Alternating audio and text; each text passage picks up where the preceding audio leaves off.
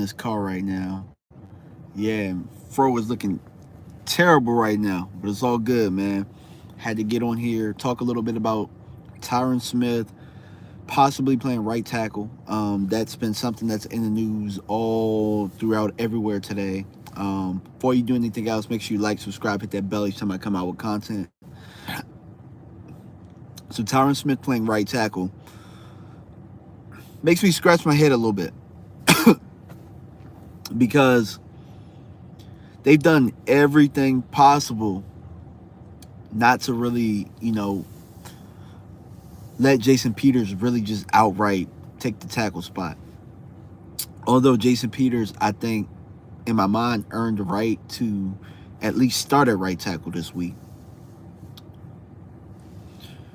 I don't know if they're thinking about maybe trying to do a rotation thing. Even then, that doesn't even make sense. Putting him putting him at right tackle, Tyron Smith at right tackle. You keep Tyler Smith at left tackle. I'm just gonna be 100. I'm gonna be frank with y'all, and people can like it. They might not like it. It is what it is. The pressure stats show it. The penalties show it. Tyler Smith is not playing that good at left tackle to where Tyron Smith shouldn't be able to come back and be that left tackle. I'm just gonna go ahead and say it. Y'all might think he is. I'm watching the young boy get beat every week. In the run game, absolutely. You know what I'm saying? The run game, he's a beast. He killing the game in the run game. But in the pass game, he's getting beat the most. If you think about it,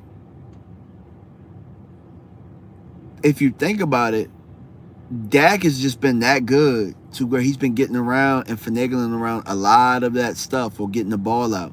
But Tyler's been taking his lumps at left tackle, and it's been actually going down over the past couple of weeks. You know what I'm saying? The first couple of weeks, it's really just that he's serviceable and he's young, and that's what y'all like. But if we're talking about going to stretch run and having the best five on the field, he's not your best left tackle. He's probably your third best left tackle on the roster.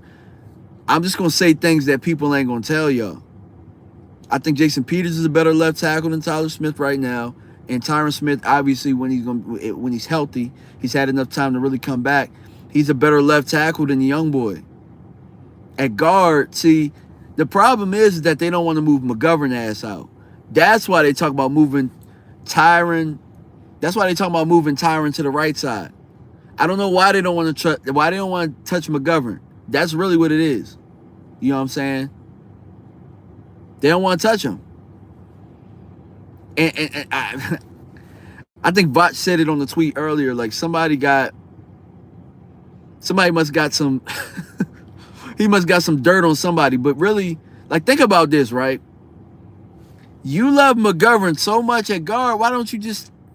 I don't know. I mean, they have been starting him there, but you love McGovern so much that you're willing to move Tyron to the right side. Tyron is clearly our best left tackle. It's not even a question. I think your biggest question with Tyron is he going to be healthy enough? But even still, if he's not healthy, then just switch their ass back. I don't understand. You know, McGovern on the bench, Tyler at guard. Oh, he gets hurt. Shift Tyler back out to tackle and put McGovern at guard. I don't understand why it's that hard. Another thing that people aren't talking about either, which me and Elton just got off the phone talking about this. We've been talking about it the last couple of days. Where have y'all heard that Zach Martin don't want to play right tackle or that he's not willing to do that? Because I've never heard him say it. I've never seen any quotes. I feel like that's a myth. I feel like people.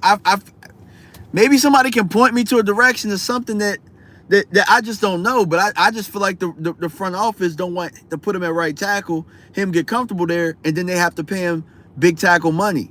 I've never heard that. Everybody keeps saying, and Tyron, you said, I don't think, wait, let me see. I don't think they like moving so many parts. Yeah, and I get that, but we're going to move so many parts. You're moving Tyron the right tackle.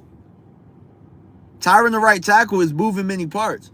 Because either way, you're going to have somebody starting at right tackle that hasn't started at right tackle in a long time. in my opinion. I think you got to figure out what's more important. Is it more important to be able to run the football on the right side, or is it more important to have pass protection? And maybe that's why they're talking about Ball and Peters rotating. But this whole Tyron moving the right tackle thing, I really think it's I personally don't like it. But if that's what they want to do, all right, cool. But I still don't think that you're getting the most out of your line by moving him to the right, especially when he's the best left tackle on the roster. But let's go back to Zach Martin at right tackle, because nobody's ever discussed that. Like, why wouldn't that have been an option to even think about? Like, why is that? Like, I think Boss Cowboy said it on Twitter. Why can't we talk about, like, why is that not an option? Where did Zach Martin say he doesn't want to play right tackle? You know what I'm saying? Like, that just, in the contingency plan, I think you should think about things like that. I'm not saying you lead with that, but damn, you see Ball out there getting beat. Like, why didn't nobody think, all right, Zach, man, you might have to move your ass to right tackle. We're going to move McGovern to guard where he's comfortable or something like that. Not McGovern, sorry. Maybe they have Farniak or somebody in there. You know what I'm saying? Like, I just don't understand why that wasn't a thought. We would rather watch Josh Ball go out there and get your quarterback killed, because I'm telling you, he might play well for 20 or 24 snaps or something like that, 22 or 24 snaps, but them 2 snaps are huge ones. And think about it. It only took 1 snap for Dak to get hurt in week 1. Young boy Tyler getting whooped, and they hitting his finger, and he was out for 6 weeks. You just got to think about things like that. It only take 1 play. Tyron says, I also think they want to cover Dak's weaker side. Like, he's like Romo. Dak struggles with pressure on his front side. He deals with the backside pressure better. Backside pressure is where he got hurt. That's where he got hurt. He got hurt from the backside. So I don't know about that. At least with the front side pressure, Dak can kind of see it. He got hit this week where in areas where Josh Ball just was just completely bad. You know what I'm saying? Completely whiffed. He didn't even get a hand on him. You know how bad it is when you can't get a hand on somebody? But I don't know, like, I wouldn't complain. I wouldn't be a baby about Tyron moving the right tackle. I just want to tell you why I'm not a big fan of it. Why I feel like we can maximize our roster by putting him at left tackle. You know what I'm saying? I if he's ready to go, why have him get ready, get back, get in shape, and he's thinking he's going to play left tackle, and then you move his ass to the right? Like, it makes no sense. That has to be it has to be something that they just telling the media, and it has to be a smokescreen. It has to just be something that is making people think. You never know. You know, it might just be gamesmanship or something like that. Then again, I don't know with this team, because sometimes we think things are gamesmanship and they're not. You know what I'm saying? Sometimes it's just straightforward, and it has nothing to do with gamesmanship, but it has everything to do with the headline, the big headline, and then you stick with whatever it is that you said. Either way, I think one thing we have to realize the most important part of our offense. The most important part of our offense is running the football, right? So that's number 1. Number 2 is the play action game. We're absolutely great at the play action game.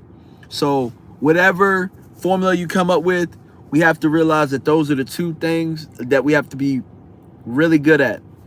Another thing too, me and Tyron talked about this a little bit earlier. This is why I want Tyron at the left tackle, and this is why I want Tyler at the left guard. Do you guys know what type of combo blocking we could do with those 2 over there? Hell, we could do sweeps without even needing we might not even need that crack on the toss crack to the left. We might even be able to just down block, bring Tyler around as a guard and pull both guards. We might be able to do things like that. We might be able to get back to doing traps and stuff like that we were really good at. We might not have to just be able to do zones. See, that's the thing about McGovern to me. I don't feel like we could do as much combo blocking with McGovern because he's not as athletic. You got 2 athletic beasts that are strong, that are next to each other. You know how dominant that left side could be? because because Tyler will fight you in the phone booth. I haven't seen anything that shows me that he can't play left guard in the times that we watched him play, especially in the preseason. I don't know why they're so reluctant to do that, but they were reluctant to play him anyway. So it might be something that we just don't know, and they're protecting themselves against that. But that's why coaches coach, and us fans, we speculate, right? That's why we speculate. That's the beauty of football, man. The beauty of football is sometimes knowing things, not agreeing with them, and then watching them work, and then having to say, damn, I was wrong about that. You know, because I'll definitely do that. I'll definitely say I was wrong about something in a heartbeat. Don't have a problem saying I'm wrong with anything. So if this works out, because there have been quite a few things that have worked out this year that I've said kudos to the front office. Kudos to this coaching staff. Joe Philbin being one of them. Joe Philbin has balled his ass off as a coach right now. Joe Philbin might be the coach of the year on our staff, if we're being completely honest. Yeah, we were wrong about Steele. We were. He developed into a really good player, and Will McClay was telling us that we didn't want to hear it, you know? He said we were wrong about the line in general. Yeah. Tyler, honestly, Tyler, they got him to be a guard, so they weren't right about him either. They weren't really right about him. They just had to. I mean, they just kind of had to play with fire. You know, we got in a situation where it was just like, all right, well, damn, we're lucky we drafted him, because there's no way that they foresaw that happening. The reason that you know that is because they drafted with Let's Go, and they had Ball the year before that. So those were the guys that were going to try and be your swing tackles. They had every intention of making Tyler Smith a guard this year. So my thing is, and I get it. I get the philosophy. You're like, don't move him because he's going to be your left tackle for the next decade. So I get that. But it's also about how close we are right now, that you're going to always wonder what if. You're going to wonder what if. Now, if you go ahead and you make that move and it doesn't work and you move him back to left tackle, it's not going to hurt him.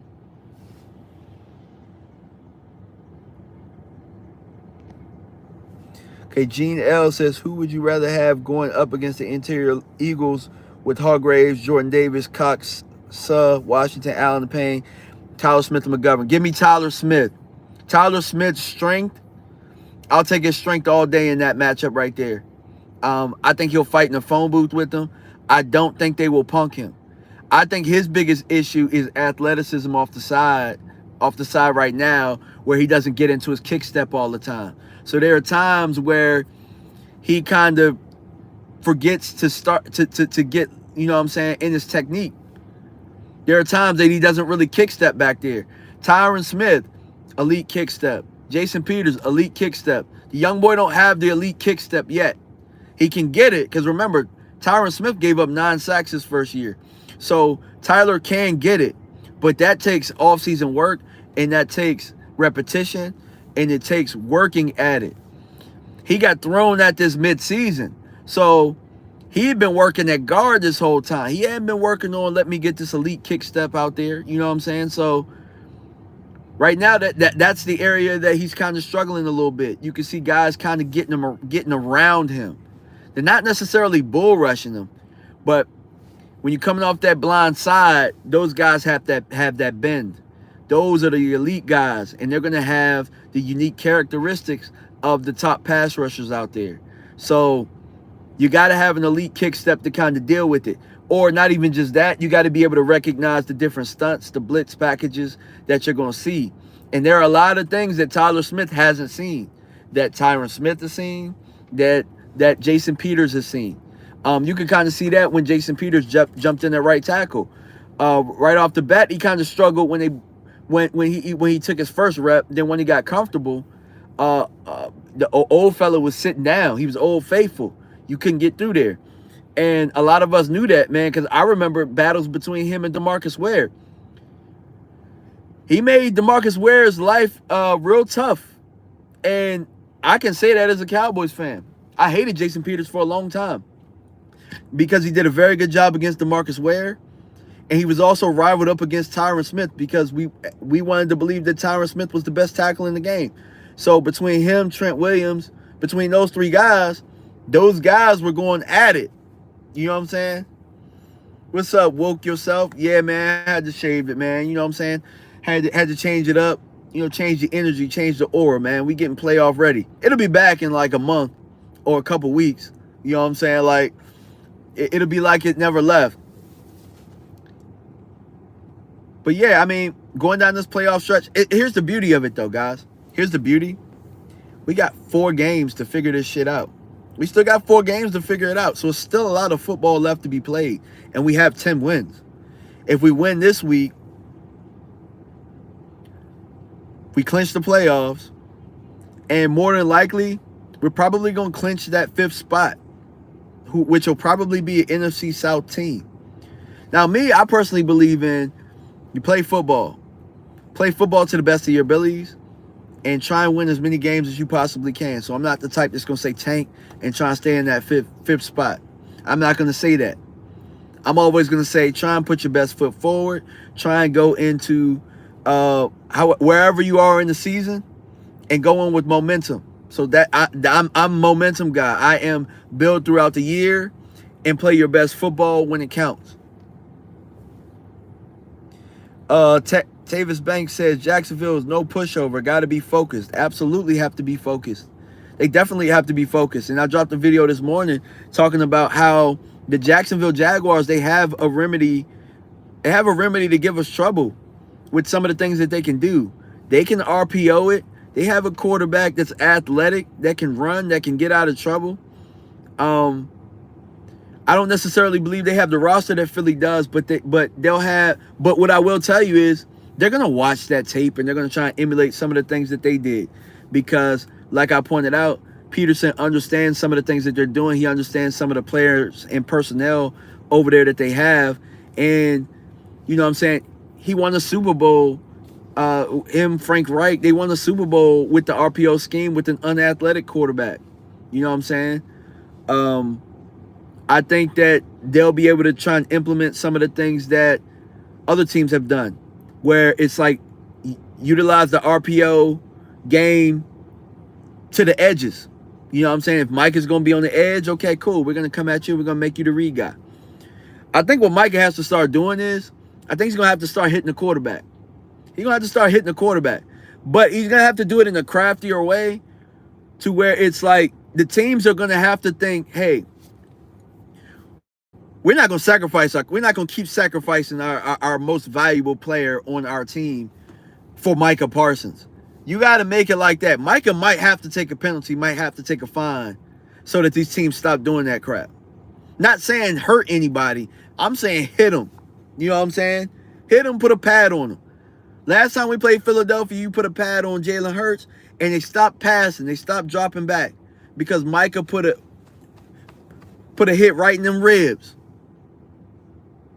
Hit Trevor Lawrence this week. Because I will tell you that Trevor Lawrence, while I say that he has the tools, we all know that he can be really, really good. He also can be erratic. You know what I'm saying? And they don't have that. To me, they don't have the firepower to really consistently score with us if we're on par to what we're doing. Their defense isn't a stout one. It's a defense that plays safe. They play safe and they try and trick you up front. They try and make you do something stupid, lull you to sleep so they can get turnovers. You know what I'm saying? Like, they're going to allow you to drive down the field until you make a mistake. They're pretty much what bend but don't break is, if you look it up in the dictionary. Tyron said 77, 73, 67, 66, and 70. Well, I will put 71. I'm putting Peters at right tackle. I'm putting Peters at right tackle. That's the only thing that I'm moving. And no, that's not the only thing I'm moving. I'm putting Tyron at left tackle. Well, I think they should play with snaps a little bit this week for Tyron. I think they should get him acclimated. I know we hate to jump around the line and stuff like that, but remember, he hasn't played in such a long time, and he has to get in football shape. So, but in a perfect world, I'm I'm Tyron, Tyler, Zach, Jason Peters. And I'm going with that. I got three future Hall of Famers on my line going down the stretch. And I got Tyler Badass. Yeah, I got to give him his name Badass because he's playing pretty good again. Tyler Biotish. Me and Tyron we were looking at some of the stats and where they were, actually looking to run the football. And believe it or not, I mean, we already knew this. Dallas runs the ball up the middle quite a few times, but they're they're kind of effective doing so, especially to the left side. Middle left to the middle. So I think Biotish is having a pretty good year. And I think you could cap it off. Put 3 Hall of Famers in there with Tyler Smith and Biotish, and let's roll. You know what I'm saying? Let's roll. That's how I feel about it. But, with how Philbin feels, that's probably the most important. It's the most important because you got to coach it. You know what I'm saying? So however Philbin feels, that's where I'm at right now. I did not trust him at first. But when he went ahead and he knew Josh Ball was struggling and he went to Peters and said, even though I know you haven't played there, take your ass in the right tackle. That's all I needed to see. That was all I needed to see right there. You know what I'm saying? But guys, I got to get ready to go pick up this pizza. I just wanted to go live real fast and talk about this. I appreciate y'all for tuning in, man. Make sure y'all tune in for the morning video. If you haven't seen my morning video this morning, go check it out. If you haven't seen the video that I did on Jason Peters at right tackle, go check that out. And I'm out, guys. Peace. Oh, hey, Donnell, man, just go back and check it out, man, when I close out.